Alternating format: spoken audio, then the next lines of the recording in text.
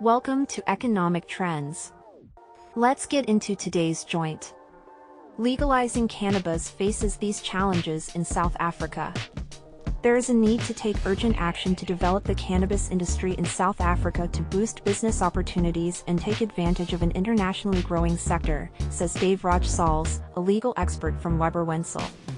A recent cannabis expo held in Cape Town this month highlighted businesses' enthusiasm to participate in the industry. However, concern and frustration were directed towards the slow legislative progress regarding cannabis regulation. According to Weber Wenzel, unlike other jurisdictions, politicians have hesitated to develop regulations to take advantage of the potentially lucrative market. Welcome to Economic Trends. Like and subscribe or else the internet will catch on fire. A recent constitutional judgment opening up cannabis use and cultivation, as well as promises made by President Cyril Ramaphosa in both his 2022 and 2023 State of the Nation address, have raised expectations that South Africa would adopt a more liberal approach towards cannabis becoming a fully fledged industry, said the firm.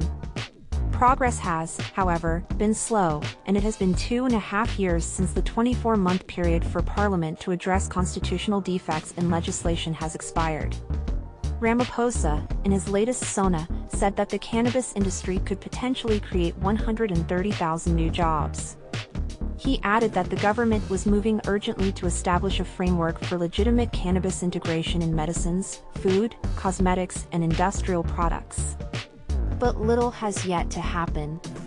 According to Weber Wenzel, various figureheads who spoke at the conference said that there was still an opportunity for the country to realize its potential relating to the domestic cannabis industry if it addressed the following: failure to redress past injustices, the continuous prosecution and imprisonment of individuals for cannabis-related offenses, failure of government departments to cooperate and work together to jointly realize the hemp and cannabis sector, the continued stigmatization and negative perception of cannabis, as well as the failure to appreciate the benefits of the cannabis plant from a medicinal, pharmaceutical, industrial, agricultural, and economic perspective, the commercialization and integration of indigenous people into the cannabis industry. The Cannabis Bill. The Cannabis for Private Purposes Bill 2020 has still not been finalized, although it was circulated for additional comments last year.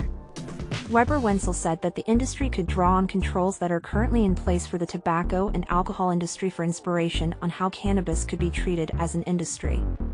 For example, no stores that sell cannabis products should be permitted within a particular distance from schools, a requirement to show a form of identification to prove that the buyer is over 18, and providing traffic officers or law enforcement officials with an instrument to measure THC levels.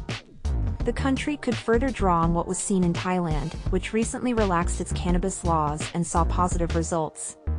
Another issue hampering the cannabis industry from becoming full-fledged is that only a handful of individuals have been granted legal permission to farm cannabis. These farmers export their crops, resulting in South African consumers paying a high price for products containing CBD extracted from the same products grown locally. CBD is the non-psychoactive compound found in cannabis but is used for pain relief, anxiety, depression relief, and sleep. In addition, pharmaceutical analysts have warned that not all of the CBD products may contain the level of CBD that is described on the label, which exploits consumers seeking medicinal benefits, said Weber Wenzel. On top of this, farmers face an onslaught of red tape and rent-seeking behavior from government officials and politicians. Weber Wenzel said that financiers are also needed to invest in the industry, however, they cannot if it is still illegal. Unless a formal industry is regulated soon, funders will look elsewhere for opportunities, said the law firm. The bill, the current Cannabis for Private Purposes bill, has faced backlash from industry players for being unclear and home to several issues. Weber Wenzel said that the bill is insufficient in its current form. It needs to go beyond addressing the right to privacy and individuals' right to make, possess, cultivate, and use cannabis to stimulate the commercialization of cannabis and hemp for uses other than a recreational activity. As it stands, the bill has, since September last year, been making its way slowly through Parliament. The bill aims to tackle ambiguous areas relating to the use, cultivation, and sale of cannabis. A new provision defines private space as where cannabis can be used or grown.